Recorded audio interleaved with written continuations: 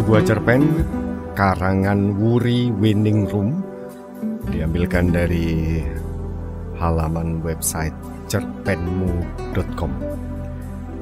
Ini kategori cerpen cinta, cerpen pengalaman pribadi, dan oleh cerpenmu.com lolos moderasi pada 30 Maret 2001. End up with you.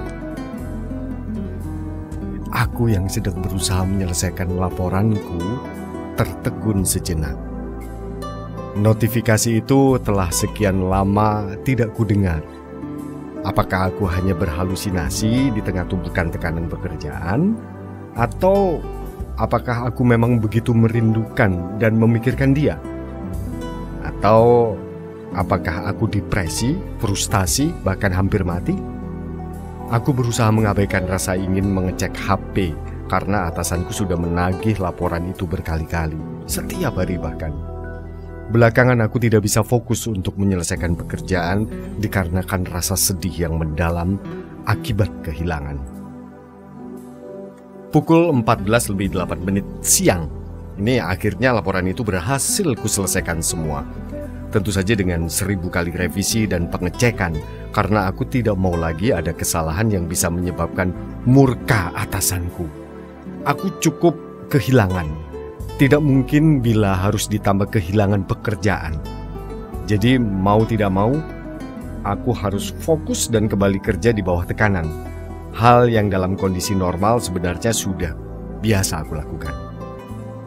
Bisakah Anda bekerja di bawah deadline dan tekanan? Ya, semasa kuliah saya aktif berorganisasi. Tidak jarang dalam menyelesaikan urusan organisasi, saya juga dituntut untuk dapat bekerja di bawah tekanan dan dalam waktu yang singkat dan terbatas. Teringat jawabanku ketika interview kerja 3 tahun lalu. Entah hal itu atau bukan yang menyebabkan aku sekarang berada di kantor ini, tapi untuk kali ini tekanannya beda lagi. Aku seorang wanita. Pacarku, lebih tepatnya calon suamiku, baru seminggu berpulang. Ia menderita radang otak, padahal kami sudah bertunangan. Berencana untuk menikah beberapa bulan kemudian mencita-citakan liburan dan masa depan. Tapi memang manusia hanya bisa merencanakan, Tuhan yang menentukan. Apalagi perihal jodoh dan maut. Dua hal yang sama-sama manusia tidak punya kuasa di atasnya. Setelah berusaha, kita hanya bisa berpasrah saja. Aku teringat pesan WhatsApp yang tadi belum sempat kubuka. Assalamualaikum. Selamat pagi Nona. Sudah lama kita tidak bersua maupun berjumpa. Turut berduka atas kabar kepergian yang kudengar. Semoga keadaanmu baik-baik saja. Semoga keikhlasan dan ketabahanmu membuatmu rela dan lapang dada. Apakah Nona masih mengingat saya dan bersedia untuk membalas pesan saya? Setelah waktu itu, hubungan kita dipaksa putus. Diakhiri begitu saja dan pupus. Saya tidak pernah bisa melupakanmu, tentu saja. Seperti yang pernah saya sampaikan dahulu sebelumnya, jika pada waktunya saya akan datang pada Anda dan keluarga. Saya pikir kesempatan saya sudah hilang sama sekali, dan itu membuat saya putus asa. Mungkin Anda masih berduka, tapi saya dengan segenap maksud dan tujuan yang mulia bersedia menggantikan tugas dan tanggung jawab kawan kita tercinta kepada Anda. Saya tahu saya tidak akan bisa menggantikan posisinya. Tapi bukankah kita pernah bersama? Saya selalu berusaha membuat Anda tersenyum karena itulah hal yang paling bisa membuat saya bahagia. Bila Anda mengizinkan, biarkanlah saya meneruskan apa yang sudah seharusnya kita jalani bersama. Tanpa maksud menyinggung atau apa, mengingat umur kita sudah tidak lagi muda. Dan keseriusan saya sejak beberapa tahun lalu tidak pernah mempermainkan Anda. Adakah Anda punya waktu luang untuk saya temui? Sekian. Sekiranya saya akan sangat senang mendapatkan jawaban Anda. Itulah bunyi WhatsApp kalau dibaca. Mataku terasa panas membaca pesan itu dan Hatiku terasa pedih sekaligus. Ada kepiluan yang mendalam di dasar kalbu. Dia kembali dan ingin menepati ucapannya untuk datang bersama keluarganya. Padahal aku tidak pernah menganggap itu sebagai janji sama sekali. Dia benar tentang ucapannya waktu itu bahwa dia tidak pernah main-main denganku. Dengan wanita lain, dia selalu melontarkan kata-kata manis nan maut, sama seperti kepadaku. Sehingga aku tidak pernah ambil pusing dengan ucapannya itu. Tapi dia benar-benar melakukannya, menungguku hingga sekian tahun lamanya. Bagaimana jika kesempatanmu tidak pernah tiba? Bagaimana jika Aldo hingga saat ini masih ada? Apakah kau akan menikahi seorang dengan terpaksa? Wilman, maafkan kejahatanku waktu itu. Itulah kata hatiku untuk Wilman. 5 tahun lalu ketika aku masih mahasiswa semester 6, aku menjalin hubungan dengan Aldo, adik tingkatku. Hal itu tidak masalah bagiku karena meskipun adik angkat, Aldo lebih tua setahun daripada aku yang masih terlalu muda. Aku menilai Aldo bukan dari rupa atau lainnya, tapi aku menyukai sifat pekerja kerasnya. Wilman adalah teman sekelas Aldo. Kami saling mengenal dan akrab karena berada di sebuah organisasi yang sama. Tidak kusangka, suatu hari Wilman membuat pengakuan di depan kawan bermainnya, yang di dalam situ termasuk Aldo tentunya, bahwa ia sedang dekat denganku dan ia menyukaiku.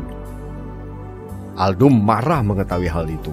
Terpaksa aku menjauhi Wilman tanpa dia tahu apa sebabnya. Belakangan mendengar kabar pertunanganku, tentu saja dia jadi tahu apa permasalahan waktu itu ketika aku menjauhinya. Aku sempat memblokirnya untuk beberapa waktu, kemudian aku lulus menapai jalan hidup yang tidak selalu mulus. Aku ketik WhatsApp dengan tulisan, "Ya, kita bertemu besok jam 10 pagi ya, untuk tempat nanti ku kabari lagi." Begitu jawabku singkat di WA. Terima kasih. Keesokan harinya, tepat jam 10, aku sudah berada di tempat yang kujanjikan dengannya. Sudah jam 10 dan dia belum juga datang. Aku yang terbiasa tepat waktu mulai menghela nafas jenuh. "Permisi Nona Putri." Aku tersenyum lega. Dia kelihatan cukup tergesa-gesa. "Ya," jawabku singkat sambil tersenyum tipis. "Boleh saya duduk?" "Tempat ini memang untuk Anda," jawabku. Masih sama. Hampir semua tentangnya masih sama. Wilman, tubuh tinggi kurusnya, kulit kuning langsatnya, senyumnya. Hanya saja rambutnya yang semasa kuliah gondrong, kini sudah dipangkas rapi. Mungkin karena pekerjaannya yang bukan lagi tentang seni. "Maaf, saya terlambat beberapa menit ya. Jujur, untuk menemukan Anda sangat sulit. Anda cukup banyak berubah ya," katanya sambil membenarkan posisi duduknya. Aku memanggil pelayan, kemudian kami memesan beberapa menu. "Maaf bila terlalu frontal, tapi saya ingin memulai percakapan ini dengan kejujuran. Bisakah Anda membuka apa saja yang terjadi? Setidaknya cukup hal-hal yang perlu saya ketahui. Jawaban Anda tidak akan mengubah tekad saya untuk menyertai Anda," mintanya dengan hati-hati. Aku menghela nafas panjang dan berat. Wilman berhak menanyakan ini dan mendapatkan jawabannya. Setelah aku dulu memang meninggalkan begitu saja dalam tanda tanya. Maka aku menceritakan segalanya, bahkan lebih daripada apa yang dia tahu. Saya mengerti. Pesanan kami tiba. Kami menikmatinya. "Saya senang Anda kembali," kataku. "Saya kira kita benar-benar berakhir di titik itu. Tapi maafkan saya sekiranya dulu mempermainkan Anda. Saya tidak pernah bermaksud, tapi saya sangat senang bicara dengan Anda hingga lupa waktu. Anda ingat waktu itu?" "Bagaimana saya bisa melupakan segala hal tentangmu?" jawabnya ringan. Tapi aku terdiam, karena dia sambil menatapku dalam-dalam. "Anda tidak perlu risau," katanya. "Setelah ini kita bisa berbicara sepanjang hari. Anda akan menyediakan kopi dan roti Saya akan membawakan Anda makanan kesukaan setiap pulang kerja. Jika Anda sakit, saya bisa menghandle pekerjaan rumah untuk kita. Jika kita sama-sama sibuk, saya akan menyediakan asisten untuk mengurus segalanya. Anda ingat, dulu saya pemuda seperti apa, bahkan sempat punya cita-cita lulus kuliah lebih lama, hanya untuk menikmati masa-masa selama menjadi mahasiswa. Tapi dengan kejadian itu, membuat saya memiliki memori yang cukup menyakitkan hati di bangku perkuliahan, sehingga saya memutuskan untuk segera lulus. Setelah 2 tahun bekerja melayani orang, sekarang saya rasa gaji saya sendiri ini cukup untuk kita berdua. Ditambah meneruskan usaha laundry milik orang tua, saya memberanikan diri sekali lagi, memantapkan hati untuk mengakhiri masa kesendirian ini. Tetap dengan Anda sebagai pilihannya. Aku menghela nafas panjang. Sekarang disinilah aku. Dan aku memutuskan untuk resign dari pekerjaanku dan membantu suamiku mengurus bisnisnya yang telah berkembang dan memiliki 3 cabang.